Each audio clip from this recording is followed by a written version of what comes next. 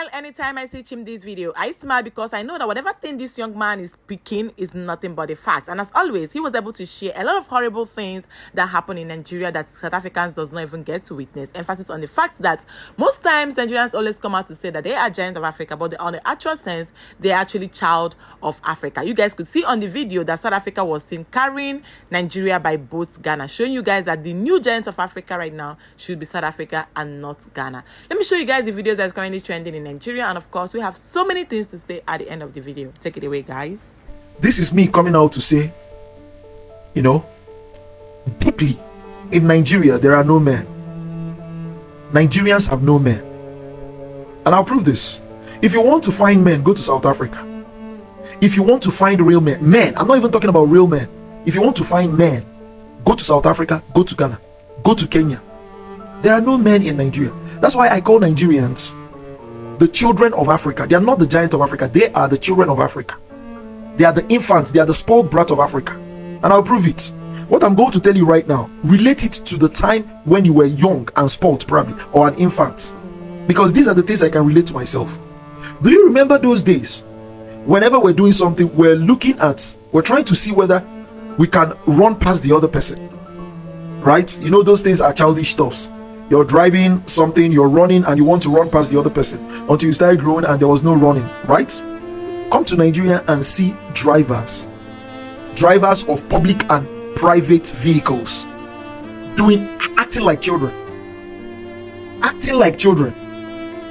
Number two, you remember those days our fathers will buy us things and then we want to come and show it off to our friends. Hey, my father bought this for me. In fact, I recall when I was in secondary school, part of our childish nature is there were these two people. I think their parents were the wealthiest. So one was competing with the other one, trying to say that his watch is actually more original than the other person's watch, trying to show off unnecessarily. Those childish things. Now, do you see those things in Nigeria or not? We still see those things in Nigeria. Nigeria, you see, irrelevant competition is what makes you a child. And it is all to our being immature that had made us become so weak that we can't even take custody of our own society. And a few set of men are manipulating us, victimizing us. Yet we come out and say we're strong as Nigerians. Or do I talk about the way we relate with our ladies? That is how immature. There are no men in Nigeria. That's why our ladies mess up. Nigerian men on a 99% scale are simps. You need to see how they beg. You need to see their buffoonery. The way they beg ladies, it's disheartening. There are no men in Nigeria. I see it. I woke up this morning asking, where did I go wrong being a Nigerian? Where did we go wrong being Nigerians? Where did we go wrong? Did we pick our country? Where did we go wrong as what is the offense Nigerians has committed that is strong enough for more than 200 people to go to bed in the night and not wake up the next morning? I need everybody to understand that Israel and Iran are at war, and up to 200 people have not been killed. But in Nigeria, you can go to bed and your tomorrow is not guaranteed. And on top of this, we have to beg the government to even talk about it. They have to take a pope of over how many miles away to address Nigerians, to sympathize with Nigerians, to give Nigerians hope. Before our government talked about this, where did we go wrong to vote this government into power? How is human lives not important to you, and you have children and you have families, but Nigerian lives does not matter to you? Where did we go wrong? This is not the first time it's happening. This is not the 10th time it's happening. This is not the 30th time it is happening. But it is still happening. Government, where did we go wrong? What offense have we committed as Nigerians? How can we stop being Nigerians to save ourselves of this crisis? Nigeria is not at war, but 200 people have been burnt down. 5 people did not die in Rivers State, but a state of emergency was declared in Rivers State. but 200 people have died. We gotta talk about what happened in Nigeria, because at least 100 people have lost their lives in an attack on a village in the north central part of Nigeria. And that is the estimated number of Amnesty International Nigeria. It is very possible that the actual number is way higher than this. The attack took place between late Friday and the early hours of Saturday. In Yelevata, I hope I'm saying that somewhat correctly, dozens of people are still missing and hundreds were injured, and without adequate medical care, it is possible that they will also lose their lives. Many families were locked up and burned inside of their homes. A spokesperson of the police in that area had confirmed that an attack had happened, but he did not specify how many people had passed away. It still remains unclear who exactly was responsible for this, but unfortunately it is not the first time that an attack like this has occurred. In another development, President Bola Tinubu has directed security chiefs to implement his earlier directive to bring lasting peace and security to Benue State. This was made known in a statement signed by the Special Advisor to the President, Information and Strategy, Mr. Bayo Onanuga. President Tinubu renewed his order in the wake of the latest round of reprisal attacks that led to the death of many people in the state. On the President's directive, intelligence chiefs, the police and the military have arrived in the state to direct security operations and restore sanity. President Tinubu has equally charged the governor of Benue State, Governor Hyacinth Alia, with convening reconciliation meetings and dialogue among the warring parties to end the incessant bloodshed and bring lasting peace and harmonious coexistence between farmers, herders, and communities.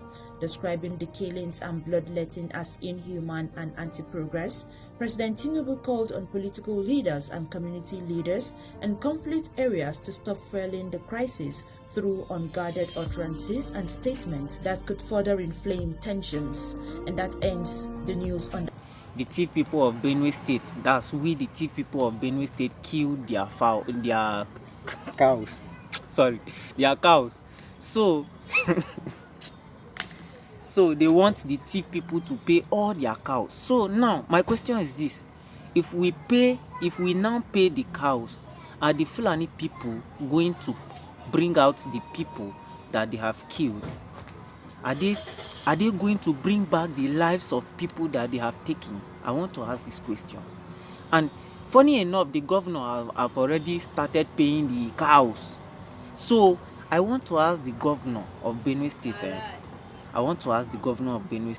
Is the governor, are you going to tell the Fulani people too to bring back the people they have killed?